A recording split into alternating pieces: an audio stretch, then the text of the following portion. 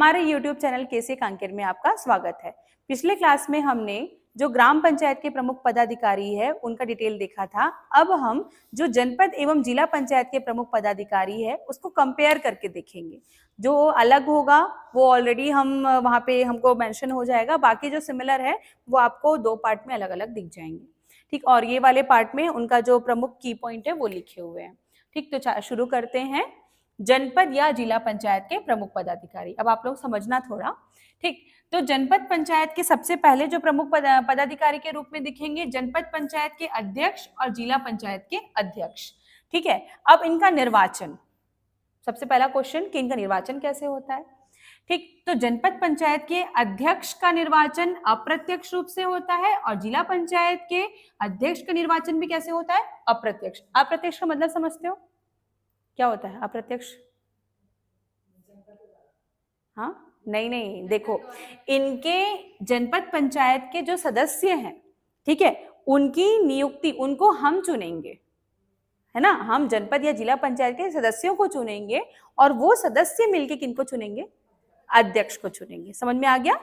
ठीक, तो लिखा हुआ है ना यहाँ पे निर्वाचित सदस्यों के द्वारा, तो हम डायरेक्ट किनको वोट देते हैं, सदस्यों को वोट देते हैं और वो सदस्य मिलके किनको चुनते हैं, जनपद एवं जिला पंचायत के अध्यक्ष को। ठीक है, उसके बाद कब होगा इनका निर्वाचन, 30 दिन के अंदर। 30 दिन के भीतर मतलब समझ रहे हो, जिस दिन वोटिंग आपका जो रिजल्ट आ गया है उस रिजल्ट की तारीख से 30 दिन के भीतर अंदर। ठीक है, दोनों में वही है, किसमें, जनपद पंचायत में भी वही है और जिला पंचायत में भी वही है। द्वारा, किसके द्वारा, केवल प्रत्यक्ष निर्वाचित सदस्यों द्वारा।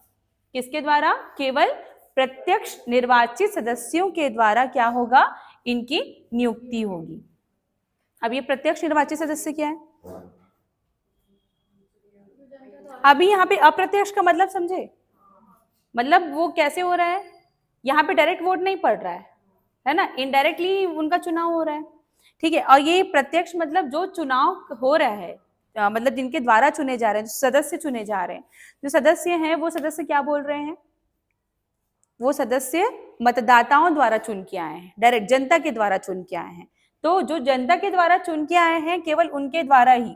अब हम पिछले पार्ट में देख चुके हैं कि यहाँ पे देखो, यहाँ पे बोल रहा है ना केवल प्रत्यक्ष निर्वाचित सदस्य, तो यहाँ पे पदेन सदस्य भी होते हैं, मनोनीत सदस्य भी होते हैं।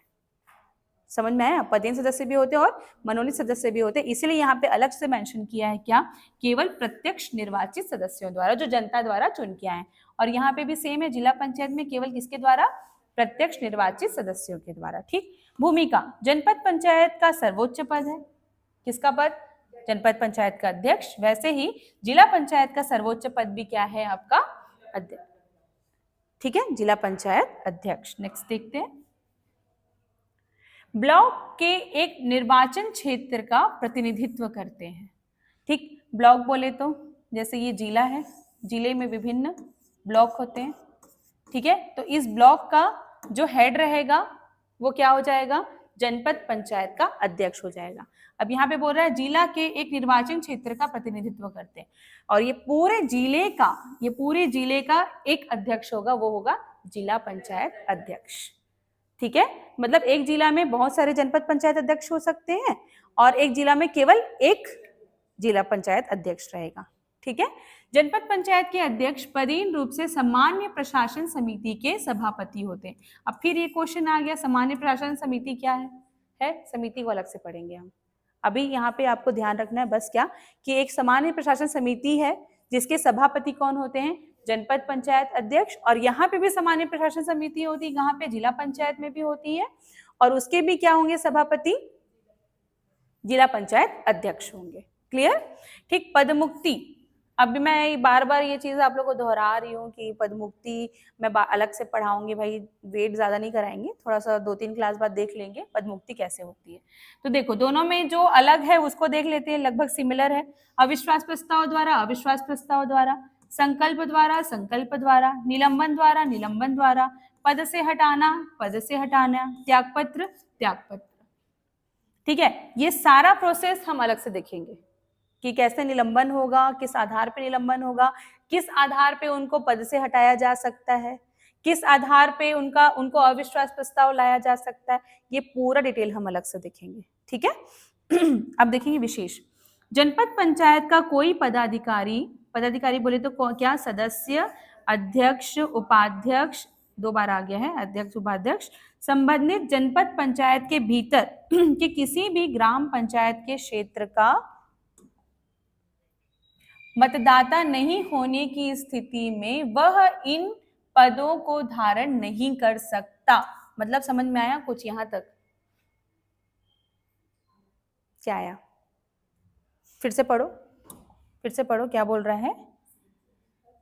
जनपद पंचायत का कोई भी पदाधिकारी, पदाधिकारी मतलब अध्यक्ष, मतलब सदस्य, अध्यक्ष, उपाध्यक्ष, संबंधित जनपद पंचायत के भीतर किसी भी ग्राम पंचायत क्षेत्र का मतदाता नहीं होने की स्थिति में वह पदों को धारण नहीं कर सकेगा। मान लो कि आप इस जनपद पंचायत से बिलोंग कर रहे हो, लेकिन आपका नाम इस जनपद पंचायत में है, आप यहाँ पे रह रहे हो, लेकिन आपका नाम इस जनपद पंचायत में है, तो आप यहीं से चुनाव लड़ सकते हो, क्योंकि यहाँ की मतदाता सूची में नाम है आपका, यहाँ पे नहीं है। ठीक है, तो आप रह रहे हो मैटर नहीं करता, आपका नाम कहाँ है जिस मतदाता सूची में, वो मैटर करता है।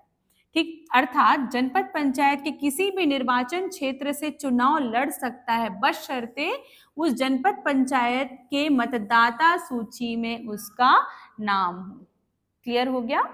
ठीक है, यहाँ पे भी सेम है, सेम बोल रहा है। क्या बोल रहा है देख लो, जिला पंचायत का कोई भी सदस्य, कोई भी पदाधिकारी जैसे सदस्य, अध्यक्ष, उपाध्यक्ष संबंधित जिला पंचायत के भीतर के किसी भी ग्राम पंचायत क्षेत्र का मतदाता नहीं होने की स्थिति में वह इन पदों को धारण नहीं कर सकता। अर्थात जिला पंचायत के किसी भी निर्वाचन क्षेत्र से चुनाव लड़ सकता है, बशर्ते उस जिले के मतदाता सूची में उसका नाम हो। अब वही बात है कि आप धमतरी जिले से बिलोंग कर रहे हो, मतलब आपका मतदाता सूची में नाम है कहाँ पे, धमतरी में, लेकिन आप निवास कर रहे हो कांकेर में, तो आप बोलोगे हम कांकेर से चुनाव लड़ेंगे, तो आप नहीं लड़ सकते। ठीक है, क्यों? क्योंकि आपका मतदाता सूची में कहाँ नाम है, धमतरी, तो आप कहाँ से चुनाव लड़ सकते हो, धमतरी। वो भी ग्रामीण क्षेत्र में होना चाहिए, ऐसा नहीं धमतरी आप शहरी क्षेत्र में आपका मतदाता सूची में नाम है तो आपका नहीं कर सकते हो, ग्रामीण क्षेत्र में आपका नाम होना चाहिए। क्लियर? अब नोट पॉइंट बोल रहा है, जनपद पंचायत अध्यक्ष का प्रत्यारोपण, प्रत्यारोपण नहीं है, प्रत्यावर्तन है ये, प्रत्यावर्तन भी वही हटाने की प्रक्रिया है, प्रत्यावर्तन नहीं किया जा सकता। और यहाँ पे भी जिला पंचायत अध्यक्ष को प्रत्यारोपण नहीं, क्या है ये, प्रत्यावर्तित या प्रत्यावर्तन है ना, नहीं किया जा सकता। डन? अब ये क्या होता है बोली ना, ये हटाने की प्रक्रिया में देखेंगे हम। ठीक, नेक्स्ट देखते हैं जनपद पंचायत और जिला पंचायत के उपाध्यक्ष का। ठीक, तो उपाध्यक्ष कहाँ का है, ये जनपद पंचायत का, और ये कहाँ का है, जिला पंचायत का। ठीक है, देखो सबसे पहले तो निर्वाचन कैसे होता है, अप्रत्यक्ष रूप से। अप्रत्यक्ष मतलब सदस्यों के द्वारा, जो हम डायरेक्ट सदस्यों को चुनते हैं उन सदस्यों के द्वारा, कौन सदस्य, जनपद एवं जिला पंचायत के सदस्यों के द्वारा ही उपाध्यक्ष का चुनाव होगा। सेम किनका, जिला पंचायत के उपाध्यक्ष का भी होगा।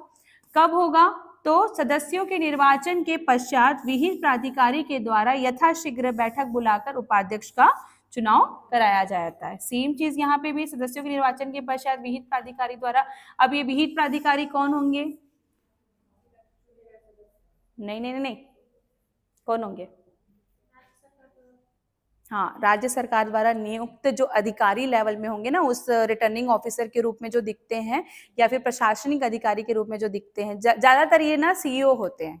ठीक है, उपाध्यक्ष के कंडीशन में जनपद सीईओ, वो देखेंगे हम आगे क्या होता है, जनपद सीईओ, जिला पंचायत सीईओ, ज्यादातर वही होते हैं विहित प्राधिकारी। ठीक है, अब मतदाता, ये थोड़ा सा ऊपर नीचे हो गया, देखना मतदाता। उपाध्यक्ष के निर्वाचन में केवल प्रत्यक्ष निर्वाचित सदस्य भाग लेते हैं, पदेन सदस्य नहीं। पिछला जैसा ही है, जैसे अध्यक्ष का था। ठीक है, वैसे ही उपाध्यक्ष के निर्वाचन में केवल प्रत्यक्ष निर्वाचित सदस्य भाग लेंगे, पदेन सदस्य नहीं, पदेन या मनोनीत सदस्य नहीं, दोनों नहीं रहेंगे। ठीक है, भूमिका क्या होती है इनकी, नेक्स्ट देखते हैं। बोल रहे हैं कि जनपद पंचायत के उपाध्यक्ष पदेन रूप से शिक्षा समिति के सभापति होते हैं। ठीक, और जनपद पंचायत, यहाँ पे जनपद नहीं है, ये क्या है आपका, जिला पंचायत। जिला पंचायत के उपाध्यक्ष पदेन रूप से किसके, शिक्षा समिति के सभापति होते हैं। और हमने देखा था अध्यक्ष के कंडीशन में, अध्यक्ष के कौन कौन सी समिति, सामान्य प्रशासन समिति के अध्यक्ष होते हैं पदेन रूप से, और उपाध्यक्ष किसके होते हैं, शिक्षा समिति के पदेन रूप से क्या होते हैं, सभापति होते हैं। ठीक, और पद मुक्ति कैसा होगा, अध्यक्ष जैसा होगा और अध्यक्ष जैसा होगा। ठीक, आगे देखते हैं। सदस्य, अब जो मेनली बात आती है सदस्यों की, सदस्यों का निर्वाचन कैसे होता है। ठीक, तो सबसे पहले देखेंगे, थोड़ा सा ये मैच कर लेना आप लोग। प्रत्यक्ष रूप से संबंधित सदस्य क्षेत्र के मतदाताओं के द्वारा, तो यही जो हम लास्ट पढ़ रहे हैं, हम शुरू से इसको देखते आ रहे हैं कि इन्हीं मेंबर्स के द्वारा अध्यक्ष एवं उपाध्यक्ष का चुनाव होता है। क्लियर, ठीक है। तो जैसे आप लोग भी किसी ग्राम पंचायत से बिलोंग करते हो, है ना, तो प्रत्येक ग्राम पंचायत में जनपद एवं जिला पंचायत का चुनाव होता है। मतलब एक बार जब चुनाव होता है तो 3 वोट डालते हैं, 3 डालते हैं कि 4 डालते हैं, 4 वोट डालते हैं।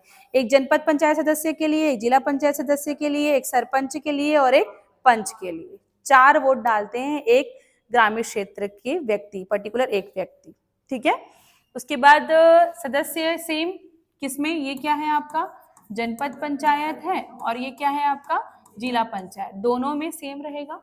ठीक, संख्या न्यूनतम 10 और अधिकतम 25, किस कंडीशन में, जनपद पंचायत में, और यहाँ पे भी न्यूनतम 10 अधिकतम 35। ठीक है, एक वार्ड मतलब टोटल कितना वार्ड होना चाहिए, 10 वार्ड मिनिमम और अधिकतम 35 सदस्य होंगे, और यही सदस्य मिलकर अध्यक्ष व उपाध्यक्ष का चुनाव कराएंगे। ठीक, जनसंख्या, प्रत्येक सदस्य 5000 की जनसंख्या का प्रतिनिधित्व करेंगे। मतलब 5000 की जनसंख्या में एक जनपद क्या रहेंगे, सदस्य रहेंगे। आया समझ में। वैसे ही प्रत्येक सदस्य 5000 की जनसंख्या का प्रतिनिधित्व करते हैं। यहाँ 5000 नहीं, यहाँ पे 50,000 है। 50,000 की जनसंख्या में एक जिला पंचायत सदस्य होता है, जबकि 5000 की जनसंख्या में एक जनपद पंचायत सदस्य होता है। क्लियर। ठीक, नेक्स्ट है जनपद निर्धारण। जनपद पंचायत के निर्वाचन क्षेत्र का निर्धारण राज्य सरकार द्वारा किया जाता है। ध्यान रखना, राज्य सरकार, केंद्र सरकार का कोई रोल नहीं है यहाँ पे। पंचायती राज व्यवस्था में पूरा रोल किसका रहेगा, राज्य सरकार का। और यहाँ पे ग्रामीण क्षेत्र में निर्वाचन भी कौन कराएंगी, राज्य सरकार। ठीक है, जबकि जो विधानसभा लोकसभा चुनाव होता है ना, वो सब कौन करवाता है, केंद्र सरकार करवाती है। ठीक है, चलो, और यहाँ पे भी, यहाँ पे जनपद हो गया है, यहाँ पे क्या हो जाएगा, जिला। जिला पंचायत के निर्वाचन क्षेत्र का निर्धारण भी कौन करेगा, राज्य सरकार द्वारा किया जाता है। अब आते हैं हम जो जनपद एवं जिला पंचायत के जो मुख्य अधिकारी बोले तो प्रशासनिक अधिकारी, जो मुख्य रूप से वहां का हेड होता है। ये हम देखे थे पदाधिकारी थे। पदाधिकारी बोले तो जो जनता द्वारा चुन के गए हैं, समझ में आया। लेकिन ये क्या है, राज्य सरकार द्वारा नियुक्त होते हैं। जिला पंचायत सीईओ, जनपद सीईओ और जिला पंचायत सीईओ। ठीक है, अब मैं मुख्य कार्यपालन अधिकारी नहीं बोलूंगी, डायरेक्ट बोलूंगी जनपद सीईओ और इसको जिला सीईओ। ये जो होते हैं ना, ये डिप्टी कलेक्टर के लेवल के अधिकारी होते हैं, और ये आईएएस लेवल के अधिकारी, लिखा भी हुआ है। ठीक है, नियुक्ति किसके द्वारा, राज्य सरकार द्वारा। ये डिप्टी कलेक्टर के लेवल के होते हैं लगभग, और ये राज्य सरकार द्वारा नियुक्त आईएएस ग्रेड के अधिकारी होते हैं। ठीक है, शक्ति, जनपद पंचायत के कार्यकारी शक्ति मुख्य कार्यपालिका अधिकारी में निहित होती है। ठीक है, और वैसे ही जिला पंचायत के कार्यकारी शक्ति मुख्य कार्यपालिका अधिकारी में निहित होती है। मतलब समझ गए कि पूरा प्रशासनिक काम कौन करेगा, जनपद पंचायत में जनपद सीईओ के नाम पे होगा, और जिला पंचायत में तो कोई भी योजना होगी, योजना को इम्प्लीमेंट करने का काम, ठीक है, और वो प्रॉपर चल रहा है कि नहीं ठीक से, ये सब देखने का काम किसका होगा, सीईओ का, जनपद और जिला सीईओ। जैसे जनपद पंचायत में जनपद पंचायत के सीईओ का काम होता है, वैसे ही जिला लेवल में किसका होगा, जिला पंचायत सीईओ का कार्य होगा। ठीक है, ठीक, नेक्स्ट है कार्य। जनपद पंचायत की प्रथम बैठक मुख्य कार्यपालन अधिकारी बुलाता है। ठीक है, जिला पंचायत की प्रथम बैठक कौन बुलाता है, वही जिला सीईओ बुलाएगा, और यहाँ पे जनपद सीईओ बुलाएगा। जनपद पंचायत के अभिलेखों को बनाने की जिम्मेदारी किसकी होती है, जनपद सीईओ की होगी। जनपद पंचायत के मासिक बैठक में आए हुए आए हुए की जानकारी प्रस्तुत कौन करेगा? जनपद सीईओ करेगा। विभिन्न प्रकार की योजनाओं एवं रिपोर्ट तैयार करने के लिए उत्तरदायी कौन होंगे?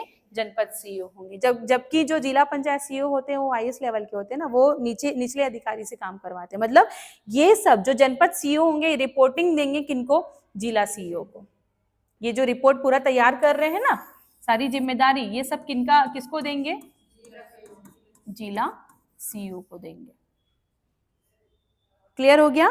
तो जो जनपद एवं जिला पंचायत के प्रमुख पदाधिकारी या अधिकारी जो होते हैं, ठीक है, उनकी नियुक्ति किसके द्वारा की जाती है? राज्य सरकार के द्वारा। ठीक है, क्लियर हो गया?